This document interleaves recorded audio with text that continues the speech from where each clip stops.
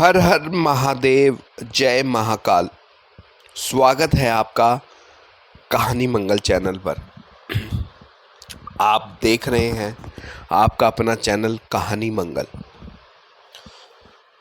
कभी सोचा है आपने, अगर किसी इंसान की मौत अचानक और दर्दनाक हो जाए, अगर उसकी आखिरी सांस में उसके होंठों से चीख निकले लेकिन उसकी आत्मा को न्याय ना मिले, तो क्या होता है? कहते हैं ऐसे लोग मरकर भी खत्म नहीं होते। उनका जिस्म मिट्टी में दफन हो जाता है, लेकिन उनकी आत्मा वहीं अटकी रह जाती है। हर रोज हर रात उस जगह भटकती है जहां उसका खून बहा हो, और तब तक भटकती है जब तक उसका बदला पूरा ना हो जाए। रात का अंधेरा, सूनी हवेली, टूटी खिड़कियों से आती सनसनाती हवा और गलियारों में गूंजती एक औरत की चीख। सोचिए जरा, अगर आप ऐसे माहौल में अकेले हों और पीछे से किसी के कदमों की आवाज़ सुनाई दे, तो आपका क्या हाल होगा? गांव के लोग कहते हैं कि उस हवेली में एक लड़की की रूह भटक रही है।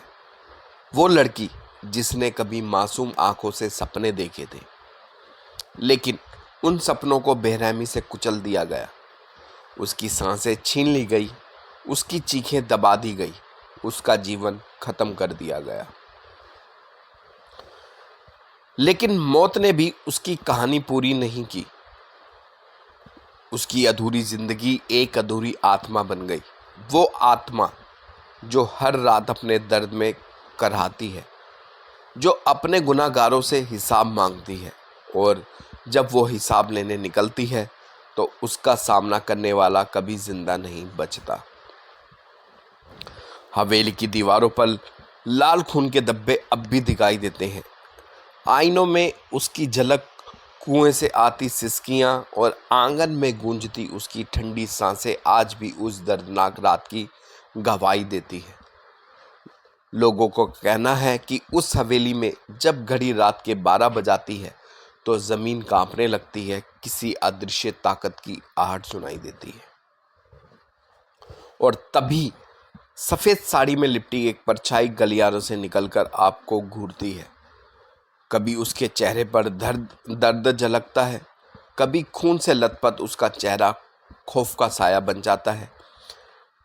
आज हम आपको सुनाने जा रहे हैं उसी रूह की कहानी। एक रूह जो धोखे का शिकार हुई, जिसने इंसाफ मांगा, लेकिन जब इंसाफ ना मिला तो उसने खौफनाक बदले की राह चुन ली। तो तैयार हो जाइए, क्योंकि अब शुरू होने जा रही है भटकती रूह का बदला। एक ऐसी दास्तां जिसमें सन्नाटा भी चीख बन जाता है और मौत भी डर कर पीछे हट जाती है।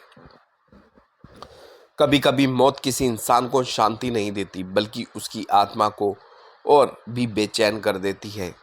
कहते हैं कुछ मौतें इतनी दर्दनाक होती हैं कि उनका दर्द आत्मा के साथ भी खत्म नहीं होता, और वही आत्मा जब बदला लेने लौटती है तो उसका कहर इंसानों के लिए नरक से भी भयानक हो जाता है। आज की कहानी है भटकती रूह का बदला। उत्तर प्रदेश के एक छोटे से कस्बे में एक पुरानी हवेली थी, ठाकुर हवेली। हवेली अब वीरान हो चुकी थी, मगर लोगों का कहना है कि वहाँ रात होते ही अजीब अजीब आवाज़ें आती हैं। कई लोगों ने रोने चीखने की आवाज़ें सुनी हैं। किसी ने गलियारों में सफ़ेद साड़ी पहनी औरत को देखा है। गांव के लोग जानते थे कि उस हवेली में एक भटकती रूह कैद है। करीब 25 साल पहले उस हवेली में ठाकुर रणवीर सिंह अपनी पत्नी और बेटी सुनैना के साथ रहते थे। सुनैना बेहद खूबसूरत और मासूम लड़की थी। गांव में उसकी सुंदरता की चर्चा थी। ठाकुर का नौकर रघु सुनैना से पागलपन की हद तक मोहब्बत करता था, लेकिन उसकी ये मोहब्बत जुनून में बदल गई। सुनैना ने उसका प्रस्ताव ठाकुर को दिया, कहा कि वह किसी और से शादी नहीं करेगी। रघु पागल हो गया। एक रात उसने सुनैना को हवेली के पिछवाड़े बुलाकर जबरदस्ती करने की कोशिश की। सुनैना ने उसका विरोध किया और जोर से चिल्लाई, गुस्से में रघु ने उसका गला दबाकर मार डाला। डर के मारे उसने उसकी लाश को हवेली के कुएं में फेंक दिया। अगली सुबह ये हवेली से अजीब घटनाएं होने लगी। कभी दरवाजे अपने आप बंद हो जाते, कभी आईने में सुनैना का चेहरा दिखता। रघु सबसे ज़्यादा डर रहा था, लेकिन डर के बावजूद उसने किसी को सच नहीं बताया। कुछ दिनों बाद रघु की लाश भी उसी कुएं में मिली। चेहरा इतना डरावना और विकृत था जैसे उसने मौत से पहले किसी भयंकर डरावनी चीज को देखा हो। गांव के लोग समझ गए कि सुनैना की रूह ने अपना पहला बदला ले लिया है। लेकिन उसका कहर यहीं नहीं रुका। हवेली में जिसने भी कदम रखा उसके साथ कोई ना कोई अनहोनी हुई। कोई पागल हो गया, किसी की रहस्यमय मौत हो गई। कई सालों बाद हवेली को खरीदने आया अभय, जो शहर से आया था। उसने हवेली को होटल बनाने का सोचा। गांव वालों ने बहुत समझाया कि हवेली शापित है, लेकिन अभय ने हंसकर टाल दिया।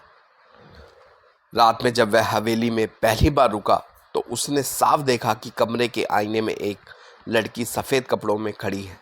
उसके चेहरे पर खून के धब्बे थे और आंखें आग की तरह लाल चमक रही थी। अभय चीखते हुए कमरे से बाहर भागा, लेकिन दरवाज़ा अपने आप बंद हो गया। आवाज़ आई, मुझे न्याय चाहिए, मुझे बदला चाहिए। अभय की सांसें रुक गई। उसने हिम्मत करके पूछा, तुम कौन हो? मैं सुनैना हूँ, जिसे इस हवेली में धोखा देकर मार डाला गया। मेरी रूह को चैन नहीं मिलेगा जब तक इस हवेली का हर पत्थर उस गुनाह का हिसाब नहीं ले लेता। अगले ही दिन हवेली में मजदूर आए, लेकिन जैसे ही काम शुरू हुआ अजीब हादसे होने लगे। एक मजदूर ऊंचाई से गिरकर मर गया, दूसरे का सिर मशीन में फंस गया। गांव में अफवाह फैल गई कि सुनैना की आत्मा को छेड़ा गया है, इसलिए उसका कहर बढ़ गया। अभय ने अब सच जानने के लिए गांव के एक बूढ़े साधु से संपर्क किया। साधु ने बताया कि सुनैना की आत्मा तभी शांत होगी जब उसका अंतिम संस्कार विधि पूर्वक और उसकी मौत की सच्चाई सबके सामने लाई जाएगी। अभय और साधु ने मिलकर कुएं की खुदाई करवाई। कुएं से हड्डियों को साथ सुनैना के गहने और कपड़े मिले। पूरी सच्चाई सामने आई, लेकिन जैसे ही उन्होंने हड्डियों को निकालने की कोशिश की, पूरी हवेली हिलने लगी। चीखों से आसमान गूंज उठा। अचानक सुनैना की रूह प्रकट हुई और उसके पीछे काला धुआं बनकर रघु की आत्मा भी आ गई। सुनैना ने जोर से चिल्लाया, तूने मेरी जिंदगी छीनी, अब मैं तेरा अस्तित्व भी मिटा दूंगी। सारे गांव वालों ने देखा कि हवेली के आंगन में आग की लपटों में रघु की आत्मा जल गई। उसकी भयानक चीखों के बाद सन्नाटा छा गया। अगली सुबह हवेली शांत थी। कुएं से हड्डियां बाहर निकल गई और पूरी विधि विधान से सुनैना का अंतिम संस्कार हुआ। लोगों का मानना है कि उसकी आत्मा अब शांति में है, मगर आज भी अगर कोई आधी रात को उस हवेली के पास से गुजरता है तो कभी कभी धीमी आवाज़ सुनाई देती है, न्याय, मुझे न्याय मिल गया है। दोस्तों, यह थी कहानी भटकती रूह का बदला। कहते हैं जब इंसाफ अधूरा रह जाता है तो आत्मा भी भटकती रहती है, और जब वह इंसाफ खुद लेना चाहती है तो उसके सामने इंसानों की कोई ताकत टिक नहीं सकती। कहते हैं मौत के बाद आत्मा को शांति मिल जाती है, लेकिन जब किसी की मौत विश्वासघात और दर्द से जुड़ी हो तो वो आत्मा कभी चैन से नहीं सो पाती। सुनैना की रूह ने अपना बदला लिया, अपने गुनाहगार को मौत से भी भयानक सजा दी। लेकिन सोचिए ज़रा, क्या हर रूह को इंसाफ मिलता है? क्या हर आत्मा अपनी पीड़ा कह पाती है? शायद नहीं। शायद आपके आसपास भी कोई ऐसी आत्मा भटक रही हो जिसे उसके गुनाहगार से हिसाब लेना बाकी हो सकता है आपने रात के सन्नाटे में किसी अनजानी आहट को नज़रअंदाज किया हो, किसी खाली कमरे में आती धीमी सिसकी को मजाक समझा हो, या किसी आईने में परछाई को अपनी नज़र का धोखा मान लिया हो। लेकिन क्या वाकई वो धोखा था या किसी भटकती रूह का संकेत? याद रखिए, जब आत्मा बदले की आग में जलती है तो उसकी ताकत इंसानों से कहीं ज़्यादा हो जाती है। वो आपकी सांसें रोक सकती है, आपकी नींद छीन सकती है और आपकी ज़िंदगी को अंधकार में बदल सकती है। इसलिए अगली बार जब आप अकेले में हों, अचानक पीछे से किसी के कदमों की आवाज़ सुनाई दे तो पलट कर मत देखिएगा, क्योंकि हो सकता है वहाँ कोई ना कोई हो, लेकिन कोई आपको घूर रहा हो, और कौन जाने वो रूह भी आपके नाम का हिसाब लिख चुकी हो। ये थी आज की कहानी, भटकती रूह का बदला। अगली बार मिलेंगे एक और सच्ची, खौफनाक और सिरन पैदा कर देने वाली दास्तां के साथ। तब तक याद रखिए, अंधेरे से दोस्ती मत कीजिए, क्योंकि अंधेरे में कौन सा साया छुपा है ये आप नहीं जानते। मिलेंगे नेक्स्ट वीडियो में। तब तक के लिए वीडियो को लाइक, चैनल को सब्सक्राइब कीजिए और अपने परिवार का ध्यान रखिए। और एक बार ज़रूर प्यार से बोलिए, हर हर महादेव, जय महाकाल।